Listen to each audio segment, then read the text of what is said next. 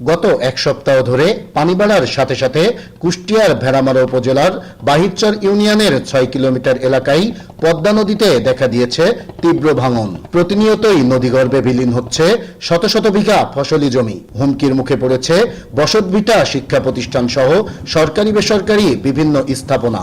শেষ সম্বলটুকু হারানোর ভয়ে চরম আতঙ্ক আর অনিশ্চয়তায় দিন কাটাচ্ছে নদীপাড়ের মানুষ।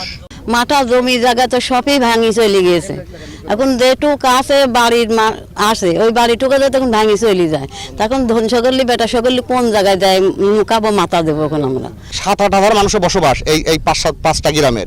এই গ্রামের মানুষ যদি আপাতত এই আগামী 7 দিনের ভিতরে জিও ব্যাগ দিয়ে এই ভাঙন প্রতিরোধ করতে হবে। কৃষিপ্রধান এ অঞ্চলের অধিকাংশ ফসলি জমি বিলীন হয়েছে নদীগর্ভে। ভিটে বাড়িও পড়েছে পদ্মার আগ্রাসনের মুখে। শেষ সম্বলটুকু বাঁচাতে মানববন্ধন সহ বিভিন্ন কর্মসূচি করেও মিলছে না কোনো প্রতিকার। তাই নদী ভাঙন রোধে সরকারের কাছে দ্রুত ব্যবস্থা নেওয়ার দাবি তাদের।